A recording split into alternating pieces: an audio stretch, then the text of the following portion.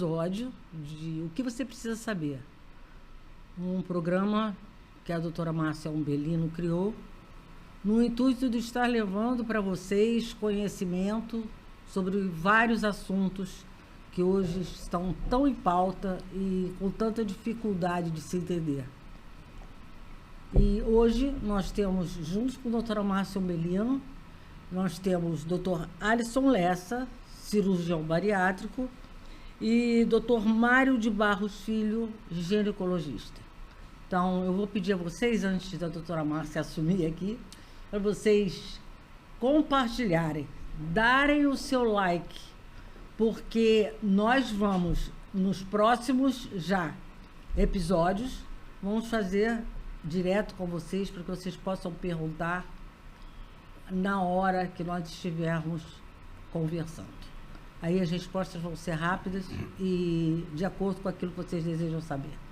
Então, breve, o que você precisa saber, ChatGPT. Bom, gente, vamos lá. É um prazer estar com vocês dois aqui. A gente pensou em falar sobre endometriose, porque eu tenho um caso na família de uma adolescente com endometriose e porque eu vejo que ainda existe muito desconhecimento sobre o assunto, né? Então, a endometriose pega de 10 a 15 mulheres em fase fértil, né? Das que estão com infertilidade, 30% provavelmente têm endometriose. Isso é uma estatística que todos têm em alcance, mas é uma doença inflamatória, então tem a ver com o que a gente vem conversando aqui no canal sobre as doenças inflamatórias e a síndrome metabólica, né? Então a gente fez daquela vez falando do tratamento da endometriose, provável tratamento com os análogos GLP-1, que são as injeções, né, que ajudam. Então veio a ideia da gente falar sobre a endometriose, que eu acho que é um tema muito importante, que não é a minha área, então a gente vai ter um especialista aqui, 2 grandes cirurgiões que vão poder depois dizer como é que é esse cenário, quando necessariamente a gente tem que chegar numa cirurgia, né? Porque o tratamento pode ser medicamentoso, com hormônios e umas medicações mais recentes, que bloqueiam os hormônios, né? Porque ele é uma doença inflamatória, estrogênio dependente, que tem uma resistência aí à progesterona, que é um hormônio feminino, né?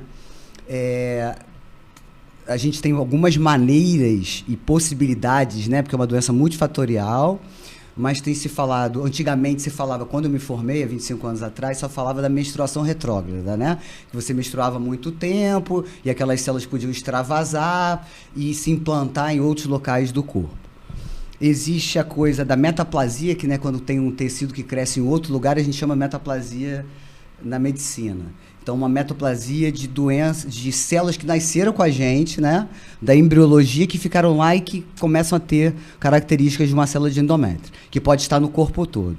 E uma outra coisa que a gente conversou naquele dia, que a gente tem casos, aí eu já li na literatura, eu não sei se vocês têm, depois gostaria que vocês me colocassem, de quando entra no linfático ou no vaso sanguíneo e começa a fazer implantações, eu já vi na literatura, até no cérebro. E já tive uma paciente que teve uma complicação cirúrgica quando ela foi para uma cirurgia de cálculo na vesícula. E tinha tecido de endométrio lá e com uma hemorragia extensa. Então, eu queria abrir logo para vocês conversarem, porque é uma doença multifatorial, com dados muito recentes, né? Então, é mais fácil o especialista falar do que eu. Né? Eu estou aqui muito mais como interesse no que vocês têm a dizer, do que complementação ao que vocês vão dizer ao longo aí do programa. Então, é isso. Vamos abrir para... Eu queria que você falasse rapidamente das características clínicas e depois está aberto para você falar o que você quiser. Vocês falarem o que vocês quiserem. A endometriose é, por definição, uma doença dita enigmática, e que daí por diante vai os dados da definição, que se data de 1800. Né? Nós tivemos o primeiro caso em 1690, descrito por Daniel Schrein, que viu em cadáver, começou a chamar a atenção, né, porque eram semelhanças do tecido com o endométrio. O termo endometriose mesmo foi dado por Rokitansky já em 1800 e alguma coisa, 1860 também, e de lá vem crescendo. É uma doença progressiva no que diz respeito à estatística mundial. Admite-se desde então que já no século XX, né, 10% a 15% das mulheres do mundo todo têm endometriose. Mas, voltando à definição, doença enigmática que maltrata, ela não mata, ela não é maligna. Isso é importante de falar. Tem muita gente que chega apavorada e diz, vou morrer. Não, até hoje relacionam-se poucos casos por, vamos dizer, uma intercorrência medicamentosa. Caso, por exemplo, Marilyn Monroe, né, faleceu de acordo com uma overdose por barbitúricos para controlar a dor da endometriose na véspera do segundo casamento dela com o Joe DiMaggio. Ela, no dia seguinte, ia casar, menstruou e, não aguentando a dor, tomou, não havia na época videolaparoscopia, não havia os análogos, não havia, então era só barbitúrico, né? E acabou fazendo uma overdose e veio a falecer. Mas a própria endometriose não mata. Agora, se a gente diz que é uma doença inflamatória, metabólica, como é que a gente justifica isso em 1600 e 1800? Pois é porque já haviam desvios, né? Na própria, o Alisson depois vai abordar, microbiota, dieta. A gente sabe que em 1600 não se tinha controle algum da qualidade alimentar, né? Comia-se, vamos dizer, por um lado, mais saudável, com menos, vamos dizer, impurezas aí implantadas, né, no que diz respeito à manipulação hormonal, agrotóxicos, porém comia-se muita gordura, né? Muita, e às vezes em utensílios também não muito adequados. Né, isso trazia os embutidos de forma também errada, né, o balanceamento da comida. Então, desde sempre houve isso e vem trazendo mais longevidade ao ser humano. Hoje você morre com mais idade do que na época de 1600, que morriam numa faixa de 40 anos de idade. Né? Da endometriose, então, a gente sabe que ela é uma doença progressiva, ela vai criando nichos de endométrio, que é o tecido que reveste a parte interna do útero, e ele todo mês ele fica muito nutritivo, ele cresce para receber um provável embrião. Não havendo essa gravidez, ele se desmancha e sai sob a forma de sangue menstrual. Né? Aonde há esses nichos, esses pequenos nódulos de endometriose, esses nichos vão também sangrar para dentro da barriga, dentro do ovário, dentro do interior do músculo uterino. Ou seja, onde estiver implantado as células do endométrio, quando você menstrua, ali vai gotejar sangue também. E aonde cai uma gotinha desse sangue, ele já gera um novo implante, que no mês seguinte já são 2, no outro são 4, e é por isso que ela é progressiva, ela tem um caráter progressivo, e uma das características, então, é a dor progressiva. Se a dor nesse mês é atribuído nota 3, no mês que vem é 4 e assim por diante. E é importante, né, a intervenção, porque tem uma relação com o sistema nervoso central, né? Total. Então você tem uma dor que é periférica, mas depois de um certo tempo ela passa a ser central, né? Então a pessoa tem o gatilho doloroso continuamente, mesmo quando não está menstruando, né? E eu acho que isso é importante você abordar isso, né? Que é uma situação que a cirurgia é a que é curativa. Sim. Não é isso? Embora a doença admita-se um controle e dita que ela não tem cura, né, você tem um bom controle e as teorias são antigas, né? Nós estamos falando do século passado, de retrasado. Tem 16 teorias para explicar a endometriose, não consegue explicar todos os casos. Mas os avanços de abordagens cirúrgicas estão acontecendo de 2000 para cá. 1990 para cá, com o advento da laparoscopia, cirurgias de mínima invasão, agora mais recentemente a robótica. Então são cirurgias que invadem pouco e têm grande resolução. E consegue ter uma boa visibilidade sem dúvida da área, né? Porque antigamente a gente, pela cirurgia aberta, você não tinha uma boa visão. Com a laparoscopia tem a lente de aumento e com as óticas 3D, né, o avanço do 3D. Explica o que é videolaparoscopia. É a laparoscopia, é a cirurgia minimamente invasiva que a gente coloca os trocáteres, como fosse uma cirurgia de vesícula ou de apêndice, e você consegue operar por aquelas cânulas, né, com pinças específicas e ótica que faz uma lente de aumento em até 16 vezes. E as óticas ao longo desses anos avançaram, né? Melhoraram a tecnologia com telas Full HD, 3D. E isso faz com que a gente tenha uma melhor visibilidade, consiga enxergar melhor as áreas doentes ali na cirurgia. A gente consegue ter uma visão e com isso você consegue fazer uma cirurgia com caráter mais curativo. É isso? Exatamente. E você não tem corte, né? São pequenos pertuitos, furinhos que você entra ali, recuperação muito rápida para cirurgias bastante complexas.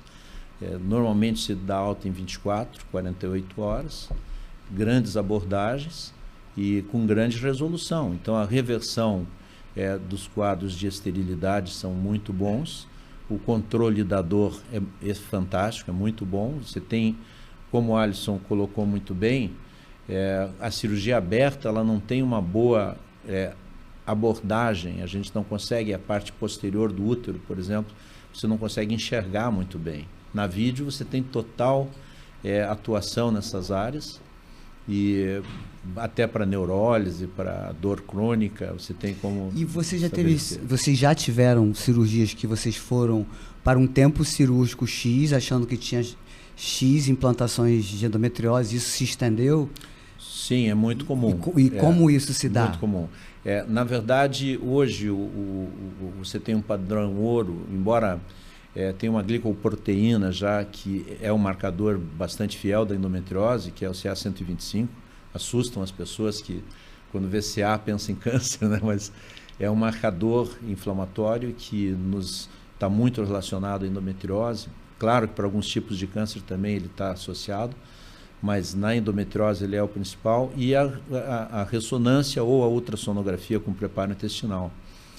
Só que, por vezes, você chega, dependendo da experiência de quem fez o exame, ele te dá uma noção, mas não te dá uma razão exata. Então, você vai ver menos na cirurgia, no momento do ato cirúrgico, né? Então, a gente pode ter lá um tratamento medicamentoso, se não for uma dor muito intensa, se não tiver histórico de infertilidade. Pode ser medicamentoso. Eu costumo falar o que acontece. A paciente depende muito do perfil do paciente, né? O que ela sente. Então, se ela tem sequelas inflamatórias, como aderências, dor para ter relação sexual, a chamada dispareunia, né? Isso daí é só operando. Se ela não tem interesse, vamos supor que ela já tenha a prole definida, ela não quer mais ter filhos, e ela não sente nada, com o remédio ela está bem, ela pode ficar e ser controlada. Ela vai no remédio e vai sendo controlada, não tendo outra conotação mais séria, né? Mas e se a gente usa as medicações de bloqueio hormonal, a longo prazo essa mulher provavelmente pode desenvolver osteoporose, alterações relacionadas com uma menopausa. Com os bloqueadores, os análogos do GnRH, que induzem uma pseudomenopausa, né, como eu disse. Com os dados, hoje você tem bons progestágenos, né, que controlam e não cura, mas controla bem a doença. Se ela não tem outro tipo de dor, pode ir controlando, e, na verdade, o tratamento, a abordagem oficial é a cirurgia, né? Às vezes deve-se fazer um preparatório com esses medicamentos para desinflamar a pelve, que é fundamental para o resultado cirúrgico. Então, tem gente que a gente passa remédio e a paciente abandona. E diz, não me dei muito bem, tive reação, sangrei. Então, pelo amor de Deus, continue, mesmo que sangre, porque dá uma condição cirúrgica muito boa. E a recuperação pós-operatória também é muito boa. É como se você estivesse preparando aquele corpo para receber a intervenção cirúrgica. Isso. Né? Então, nós clínicos, a gente tem que desinflamar o paciente para que vocês peguem o paciente numa situação melhor. Exatamente. Isso é muito importante. Sempre às custas da progesterona, né? O estrogênio pode ser de forma contínua, mas ele é vamos dizer, um correlato à endometriose. Então, podendo evitar, seria melhor. Às vezes tem mulheres que sangram muito e acabam precisando usar o estrogênio contínuo também, em conjunto com a progesterona.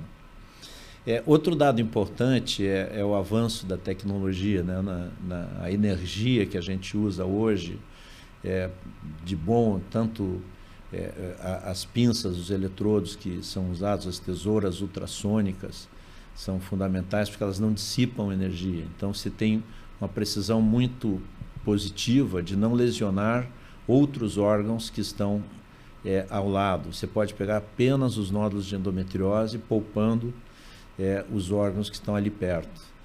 Eu, como médico, eu fico imaginando como leigo, né? Não sendo a minha área, eu imagino o endométrio como se fosse um chiclete que vai ocupando o seu espaço e os órgãos. É assim mesmo quando abre? Como é que é? Como é que é visualmente? Na verdade, a visão, a gente consegue identificar as reações inflamatórias mais agudas e tem mais crônica, né? Que de longa data. Então, o paciente, por exemplo, eu faço muita cirurgia com o Mário. E eu faço a parte do reto, né? A parte intestinal, do aparelho digestivo. E aí a gente vê essa doença numa fase mais avançada, ela comete esses tecidos, o peritônio desses tecidos, do apêndice, do reto. Então, muitas vezes o paciente precisa fazer a retirada de parte ou do segmento dessa estrutura. E, eventualmente, o paciente tem que fazer até, em alguns casos, fazer a retirada de duas partes do intestino. Então, para ver como é que é uma doença séria, né? Com complicações bem significativas, né? Porque você tirar um pedaço do intestino... Sim, não, e tira e você tem que tirar dois pedaços. E isso a gente, logicamente, a gente reconstrói. O paciente não fica com colostomia, mas, vamos dizer assim, a gente agrega um risco maior para esse paciente pela falta, muitas vezes, de tratamento ou até mesmo do acompanhamento adequado, ou até diagnóstico mesmo também, diagnóstico, né? Errôneo de colegas, né, que a gente pega, tratamento errôneo também, de querer que a paciente engravide ou orientar a paciente erradamente. Então, a gente acaba, o Mário tem mais experiência do que eu faço essa parte complementar na cirurgia, mas a gente identifica isso muito e a gente pega casos bastante avançados, cirurgias de 6, 7 horas, né? Sim. Cirurgias bem demoradas. Porque ela vai se transformando, mais ou menos o início, como você falou, né? Um tecido esponjoso, só que ele vai, à medida que a inflamação evolui, ele vai se tornando, gerando fibrose. Então a fibrose é endurecida.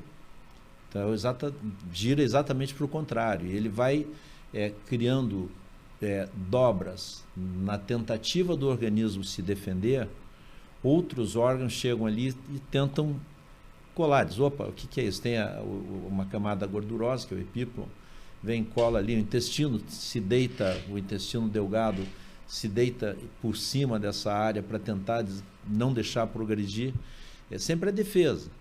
E vai colando, vai gerando aderência mas e fala fibrose. isso, se deita, explica isso, que foi lindo isso.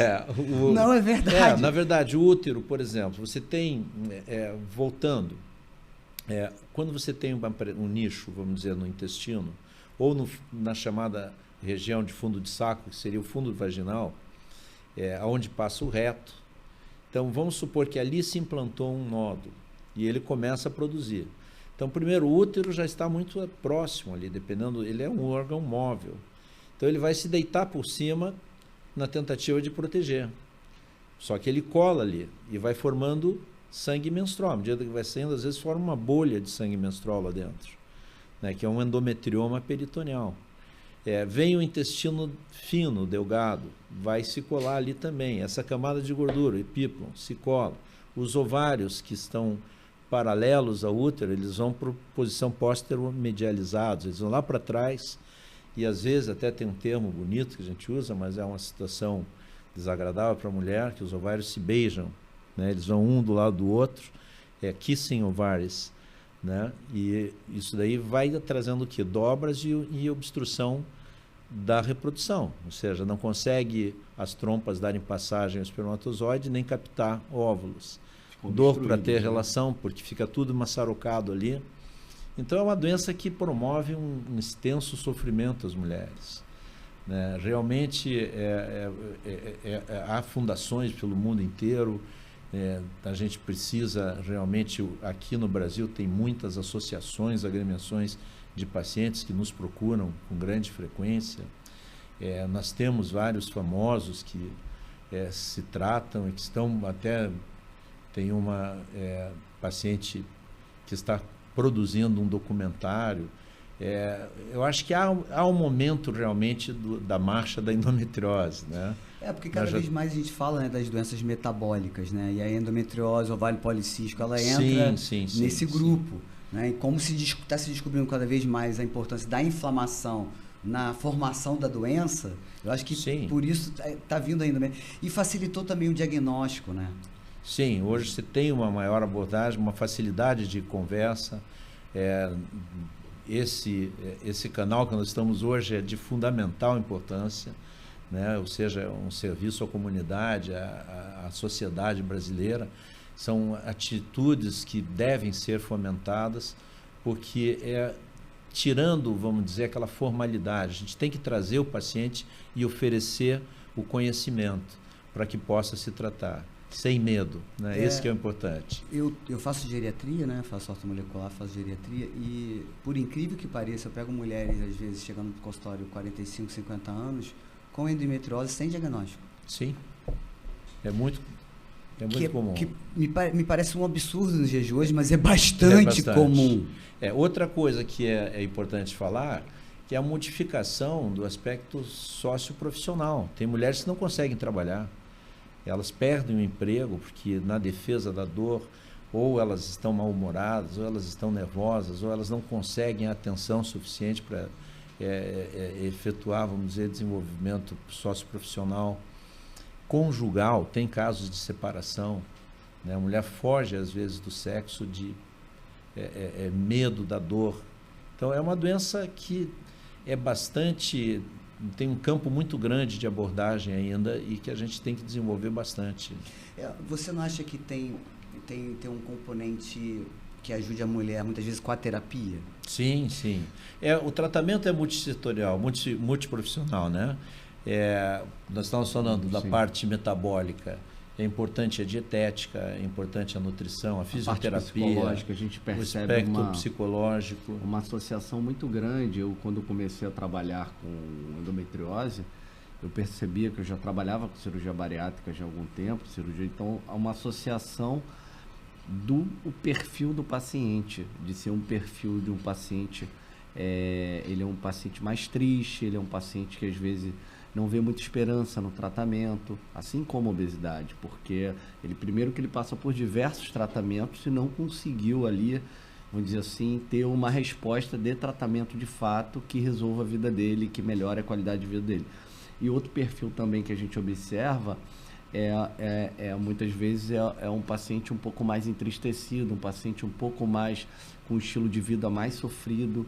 Então essa parte psicológica na minha visão, e também os trabalhos falam isso, é fundamental nesse processo da evolução ou da não evolução da endometriose. Porque se é uma doença crônica, né, essa doença ela vai evoluir, e se ela evolui com dor, que essa dor virou uma dor do sistema nervoso central, você acaba mexendo com o humor e gerando um processo depressivo nessa paciente, um processo de ansiedade, né? Por ser uma doença crônica, uma doença dolorosa, né? Ela ainda, embora a gente saiba que, por definição, ela é uma doença crônica, ela ainda não está enquadrada no rol das doenças crônicas e, portanto, vamos dizer, não há um alcance dos pacientes, vamos dizer, nos benesses da doença crônica, né, de afastamento, então é tudo transitório.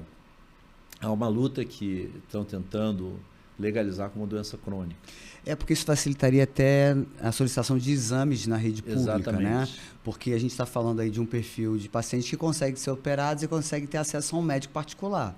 Mas a gente também tem aí uma população enorme de mulheres no SUS que tem essa dor, tem o processo inflamatório, tem o sangramento e que muitas vezes não é diagnosticado, né? Exatamente. Você falou do ultrassom com preparo intestinal. O ultrassom é mais viável do que a gente conseguir fazer uma ressonância magnética, né? Sem dúvida. Então, assim, do nosso interesse é que a gente divulgue isso para que também acesse e chegue nessas mulheres que não têm um atendimento particular na rede privada, e sim na rede pública. O que você percebe em relação a...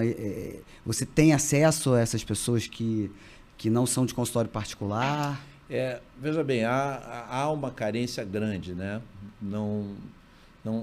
De uma forma geral, você tem muito poucos serviços aqui no Rio de Janeiro público, a nível público, que ofereçam uma assistência. O SUS oferece mas são assim atendimentos até um ponto que limita-se pelo tempo que leva, a morosidade acaba ocorrendo, né? A distribuição de remédio em pessoas jovens, e às vezes você vai ter uma fase muito tardia para a resolução cirúrgica, né? Então, são assim canais que a gente nota que deveria haver serviços especializados no serviço público em endometriose.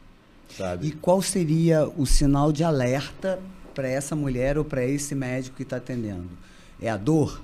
Sem dúvida, o primeiro sinal, o primeiro que chama a atenção é a dor. E é a dor intensa, progressiva, né? Ela piora a cada mês, né? A cada mês ela está pior. Ou seja, se a mulher começou a menstruar aos 13, 11 anos, quando ela tiver 35, se ela não tiver tratamento nenhum, acompanhamento nenhum da endometriose, sim, ela está numa situação bem difícil. Né? Embora nem todo mundo que tenha dismenorreia, que é a dor da menstruação, tenha endometriose, né? Nós temos a paciente que sofre por alteração hormonal e tem uma dismenorreia importante. Já se sabe que a menina jovem, quando entra na fase da menarca, a primeira menstruação, as primeiras menstruações às vezes são indolores. Quando ela começa a ovular, ela começa a sentir cólica. Isso às vezes leva 1 ano, 2 anos. Só que a cólica tem um limite, né? Teria que ter, vamos dizer, uma aceitabilidade por parte do corpo. Quando chega a se tornar incapacitante, ela não está correta. E aí tem que investigar a endometriose, que é o primeiro, vamos dizer, doença a ser investigada. Né? E a mulher no climatério, como é a abordagem? Sim, o climatério, a gente tem outro lado, porque ela parou de, às vezes pensa, bom, eu não vou tratar porque eu vou entrar no menopausa, não vou ter estrogênio, vai acabar.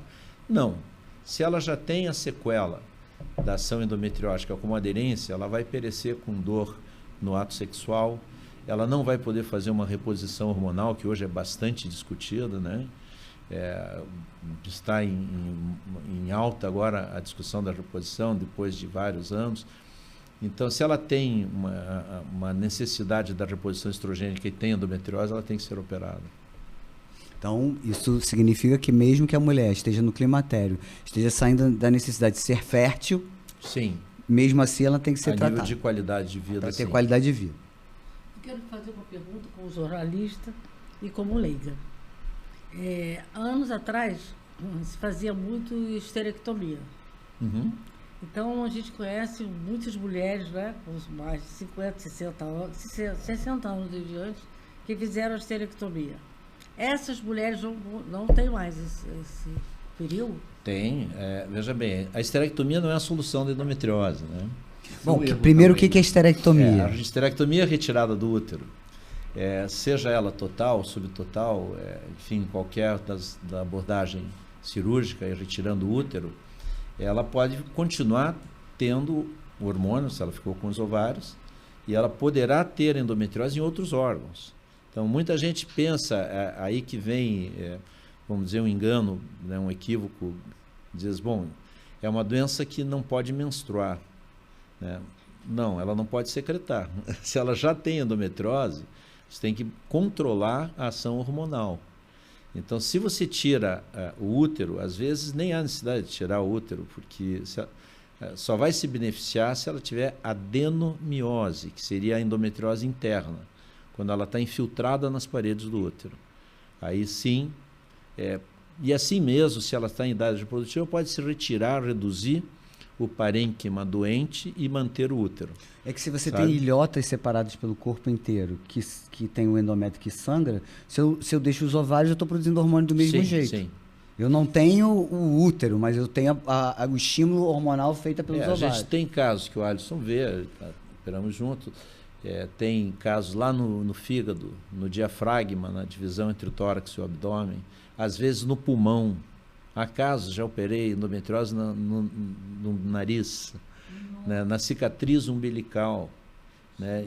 Então, nem todos estão explicados por uma única teoria, né? Então, há uma situação interessante, no começo estávamos falando do refluxo menstrual, que seria atribuído como uma das causas. Isso daí foi uma teoria descrita por Sampson no começo do século passado e foi admitida inicialmente como sendo uma explicação para alguns tipos. Porém, um estudo posterior, realizado fora, chegou à conclusão que mais ou menos 87% das mulheres têm refluxo em maior grau ou menor. Todo mundo, quando menstrua, um pouquinho cai pelas trompas. Só que só 15% desenvolve endometriose. Então, se você pega de 100 mulheres, 80 menstruam para dentro da barriga também, mas só 15 desenvolve, então teria que ter mais alguma explicação. Quer dizer, tem um fator genético aí. Não é comprovado. Mas o que acontece? Existe uma outra teoria, que seria a síndrome de Luff, luteinização do folículo ovulatório. Então, essas mulheres não ovulam, né? Então, foi feito um trabalho também muito bacana também no século passado, que coletou líquido ascítico lá de dentro do abdômen, aspirava, e observou que essas portadoras da síndrome de Luff, que não ovulam, elas têm muito estrogênio nesse líquido. Então, se eu associar as duas teorias, a mulher que reflui e a mulher que não ovula, então este estrogênio redundante poderia estar, vamos dizer, servindo como adubo, mais ou menos isso. Eu não gosto de usar, mas é para todo mundo entender, né? Então, estaria fortalecendo esses nódulos de endometriose e, portanto, a proliferação. Então, aí explicaria a teoria de Sampson com a síndrome de Luff, a associação das duas teorias. Eu só te pergunto como leigo e jornalista. Olha só, hoje a gente vê muito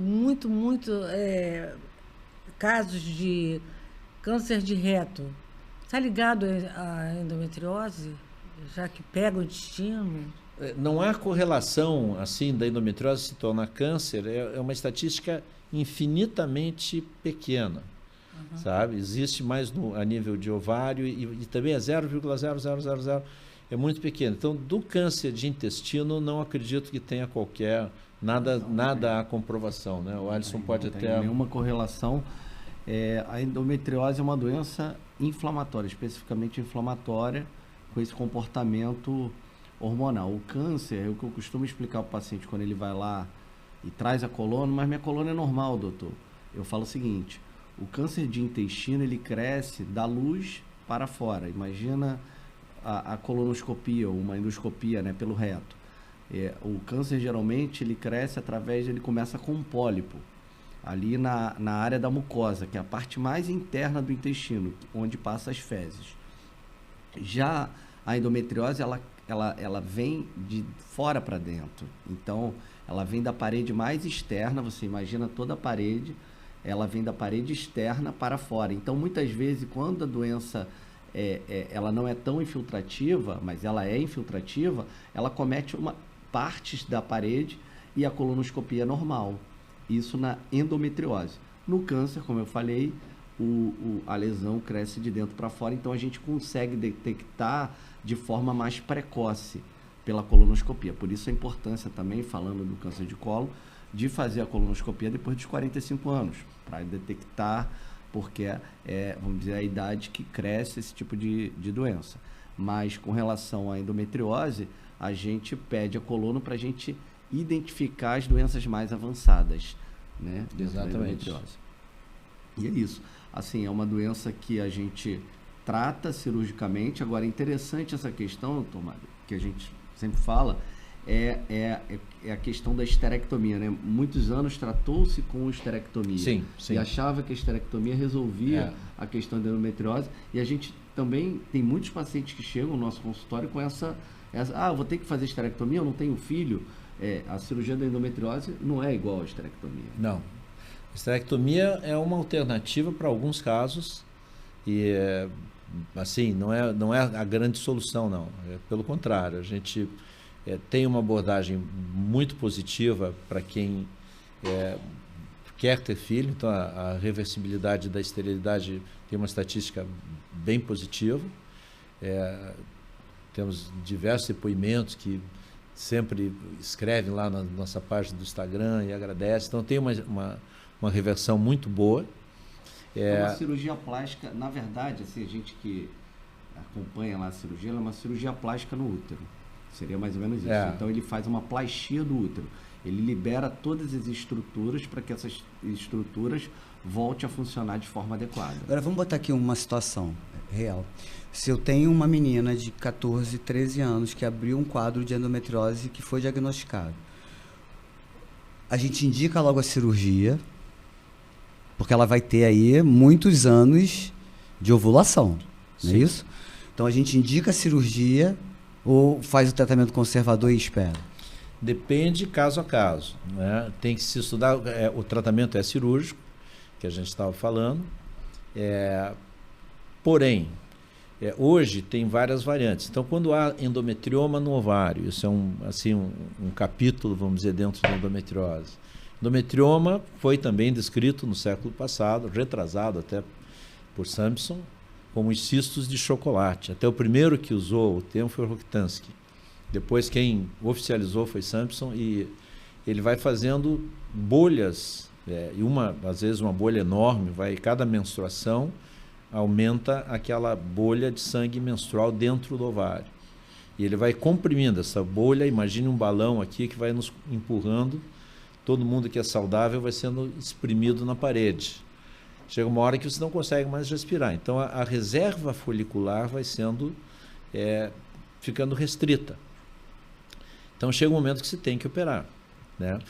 Porém, há discussões a respeito de dizer, bom, a cirurgia, quando você tira, tem que tirar somente o endometrioma, principalmente na garota de 14 anos, 13 anos, né? E quanto mais poupar a energia, volto a insistir, hoje nós temos a energia ultrassônica, que é fantástica, ela não esquenta o tecido, né? Então ela não mata, mas há condutas, vamos dizer, hoje de proteção, né? Então os centros de reprodução assistida propõem que antes de se fazer a cirurgia, as garotas vão procurar um centro e congelem óvulos, faz a estímulo como uma garantia de que ela vai ter vamos dizer, a fertilidade preservada. Porém, é um custo um pouco alto, nós não temos isso aqui no Rio a serviço público, né? Temos poucos no Brasil, muito poucos serviços públicos que fazem isso. É uma discussão, é bastante individualizado e tenta se oferecer, claro, isso é uma garantia para os pacientes, mas nem sempre está ao alcance de todos. E se pede anticorpo antimileriano para ver? Sim, o antimileriano é que nos mostra a reserva folicular. Isso é um marcador? É um marcador. Que mostra o quanto de viabilidade aquela mulher tem de fertilidade. De quantos ciclos prováveis ela ainda terá. Porque as mulheres estão demorando mais tempo a ter filhos, né? Sim. E aí é bom fazer para a gente ver uma reserva técnica aí para essa mulher, né? Porque também fica parecendo que é uma coisa muito simples. Vai lá, congela os ovos e aí quando eu tiver afim eu vou lá e não é desse jeito. Para isso você tem que ter útero. Por isso que, voltando ao que você colocou, e não é incomum, a gente tem muitas mulheres de 60 e pouquinho, que resolvem ser mãe. Então ela precisa do quê? Do útero. Mas isso é possível? Sim, porque, veja bem, hoje é filosófico, né? Uhum. Nós entramos num grau de filosofia. A mulher pode não ter mais óvulo, mas ela pode usar um óvulo doado, né? Um óvulo de uma outra pessoa, mais jovem, e vai alojar dentro do útero dela o embrião com o espermatozoide do marido, ou a própria dita em produção independente, que daí seria adotar um embrião, mas ela vai ficar grávida. E, portanto, ela precisa ter o quê? O útero. Ela pode estar menopausada. E, uma vez menopausada, aos 60 anos, embora eu conheça alguns casos, eu já tive paciente com 58 que engravidou espontaneamente. Tem uma outra médica que há pouco tempo ficou grávida com 56, tem uma outra paciente que ficou com 59, então nessa faixa temos famosos aí na faixa dos 50 e pouquinho que engravidou naturalmente também, né? Então existe. Portanto, o útero, eu sempre falo, é um órgão que deve ser bastante valorizado. A gente não deve indicar a esterectomia, a retirada do útero, assim, de uma forma muito fácil. Não. Isso mudou muito, então. Mudou né? bastante. Porque há 30 anos atrás era direto. Né? Sim, era direto. A pessoa tinha qualquer tipo de... era uma intenção, vamos dizer, a cirurgia aberta. Não, tem que tirar útero. Hoje... O útero só serve para engravidar, não serve para mais câncer. nada. Isso eu acho péssimo. Eu acho uma frase péssima. Acho que é um raciocínio pobre. Né? Mas antigamente isso era Sim, assim. É real. Sim, era uma realidade. Isso, né? Então, hoje você está falando de... Casualmente, ontem eu atendi uma jovem adulta, né, 41 anos, e ela veio me procurar com endometriose.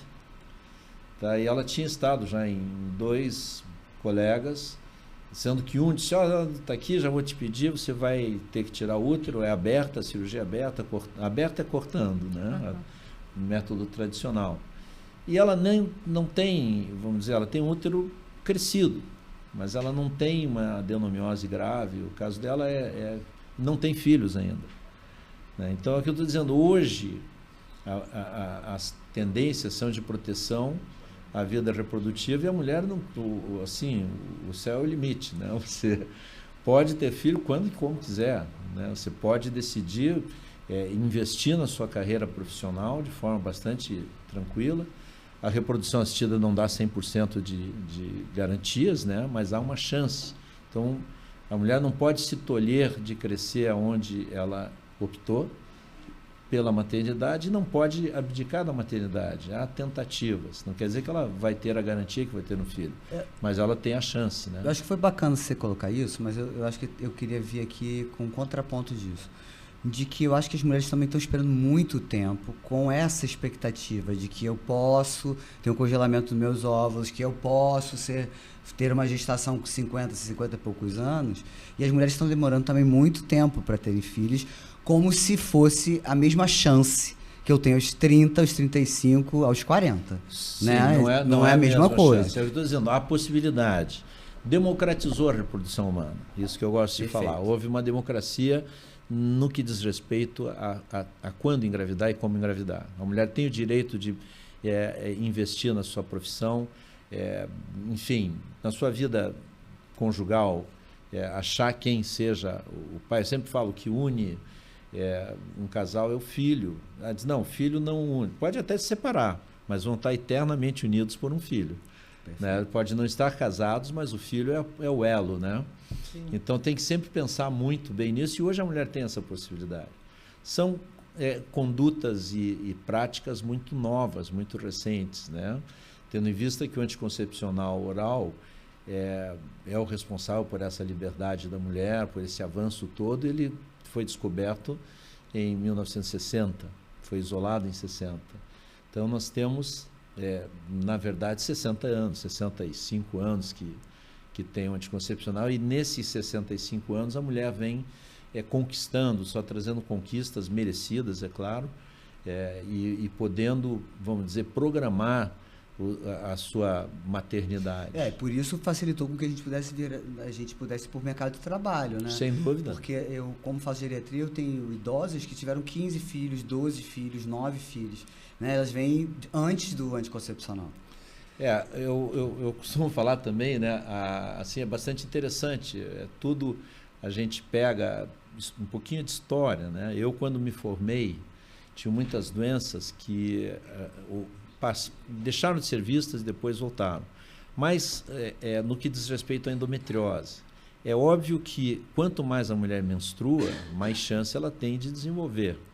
E a gente pega a estatística, o próprio SUS diz que entre 2022 e 2024 aumentou em 30% as internações de endometriose. Então ela é crescente, porque cada vez mais a mulher está postergando a maternidade e está menstruando mais. A menstruação, vamos dizer, interrompida, né, a amenorreia induzida, ou seja, a mulher não menstruar, também é uma prática, vamos dizer, que foi bastante contestada e é aceita não de muitos anos para cá. Eu diria que a gente trabalhou, eu conheci muito, admirava muito o professor Elzimar Coutinho. Ele foi o primeiro defensor da amenorreia, ele tem até um livro que foi publicado, né, Menstruação, a Sangria Inútil, né? E muito interessante de ler, é difícil de encontrar, mas acha. Né? E eu queria muito bem o Elzimar, admirava muito, que Deus me tenha, faleceu na pandemia, já com idade avançada. Mas nesta época, você, se for compreender a menstruação, quando eu formei, eu pegava assim, era muito comum na anamnese, na entrevista clínica, você perguntar quantos filhos a senhora teve, tá? E você via 14, 15, aí elas complementavam, mas se criou só 5. Sim, entendi. Que tinha não muita vingaram, gente, né? que não, e tinha muitas crianças que morriam de causas que hoje morria-se de apendicite, morria-se de gripe, morria-se de uma série de sarampo, né? Então, se você pegar essas mulheres que tiveram 14, 15, 16 filhos, em outras gerações mais anteriores eram 19, 20 filhos, né? Tendo em vista que a mulher menstruava pela primeira vez um pouquinho mais tarde, era com 15 anos, 14, 15. Né? Cada filho desses eram 2 anos sem menstruar, ficava 1 ano e pouco amamentando, mais 9 meses de gravidez. Então, 15 vezes 2, 30. Com 15 que levou para começar a menstruar, 45 anos. Quando ela morria aos 60... Menstruou muito com A pessoa 10, passou 15 mais anos. tempo menstruada do que viva. É verdade. Hoje, as mulheres menstruam mais do que as mulheres de antigamente. Mais precocemente? Mais precocemente e mais duradoura, porque ela programa, ela não engravida e vai postergando, enfim, e vai menstruando mais. E me chamou a atenção quando o Alisson falou da cirurgia, que vocês estavam vendo a cirurgia, para foi a ideia. Por que 2 cirurgiões no mesmo tempo cirúrgico? O que isso ajuda? Às vezes são 3, o que isso 4. É isso que eu queria que você dissesse. O Alisson pode... Vai lá. Sim. A cirurgia, a doença é multifatorial e muito complexa. Ela comete estruturas diferentes e especialidades diferentes. Então, você... Especialidades cirúrgicas. Cirúrgicas diferentes. O Dr. Mário é um exímio cirurgião. Então, ele domina muito bem a parte ginecológica, ele domina muito bem a parte urológica, então ele faz uma boa, vamos dizer assim, limpeza da parte do ureter, muitas vezes passa próximo dos grandes vasos, é necessário fazer ali próximo dos vasos femorais, da ilíaca, então isso, e vamos dizer assim, tem o cirurgião digestivo, que atua na parte do intestino, na parte do fígado, quando tem lesão no fígado, na parte do apêndice, quando tem lesão no apêndice, na parte do peritônio, quando tem lesão no peritônio, mas eu brinco sempre Mário que ele faz também. Porque, na verdade, assim, a cirurgia, a gente não tem como dominar tudo. Então, apesar do cirurgião ser exímio, mas ele é uma cirurgia muito extensa, E sangra muito? Uma cirurgia que sangra muito? Não sangra, não tem sangramento, a não ser os pacientes que não tomam a medicação adequada antes da cirurgia. E a gente pega uma doença um pouco mais avançada, um pouco mais infiltrada, com mais sangramento. Então, em qualquer dissecção, tem mais, vamos dizer assim, aquele sangue que fica atrapalhando ali a dissecção cirúrgica, porque a gente perde a precisão, muitas vezes, na hora de secar. E a importância de se tomar a medicação antes, para poder, a medicação orientada, que geralmente o Mário e a Kátia fazem esse tipo que o ginecologista passa antes da cirurgia. Então, qual o nome da medicação mesmo? A gente tem uma série no caso de progestágenos, né? Desde o Dienogest, a gestrinona, são substâncias que bloqueiam e desinflamam bem a pele. Pode usar o DIU, né? O DIU, no caso da adenomiose, funciona bem como um preparado, um pré, vamos dizer. E às vezes no pós tem que usar o análogo temporário, somente por 3 a 6 meses, para poder sedimentar, não deixar voltar. O Alisson hoje está super bem, ele já sempre operou muito bem, né? E com a prática de cirurgias grandes aí da gastro e na parte intestinal, criou, vamos dizer, subvariantes da cirurgia, ele já modificou de forma menor invasão ainda, e a recuperação muito rápida. Com isso, o paciente tem uma... A gente dá alta em de 1 a 3 dias no máximo. mesmo tirando segmentos de Extensos, exatamente. Né? Então, a mínima invasão é tudo. Né? Quanto menos você... E o cirurgião também, a gente aprende isso em cirurgia, né? A gente ser menos agressivo, né? A gente procurar ser preciso na movimentação e na dissecção e também retirando o que tem que ser retirado sem tirar excessos. Então a gente é muito criterioso nesse sentido de você poder não gerar dolo para o paciente, né? Então tratar a doença sem criar a cirurgia como doença, né? Então, porque isso é muito comum também. Né? E pensar, né? Aí vai para a minha parte clínica, né? Se eu tenho uma estrutura de endometriose no ureter, que é uma coisa muito frágil, delicada, né? Se a gente tem um erro ali no tempo cirúrgico, a gente vai gerar problemas seríssimos de complicações para essa mulher genitourinários. Sim, né? Principalmente na parte de nervação, né? Na parte onde às vezes você gera, vamos dizer, a possibilidade de ter que entrar às vezes dentro da bexiga, né? Você tem que ter esse preparatório, pré-operatório, é muito importante, né? Então a experiência do cirurgião é tudo e a equipe, vamos dizer, multidisciplinar é muito importante, com experiência. Um bom anestesista, né? Bom anestesista também. Olha só, a gente vai dar um break aqui.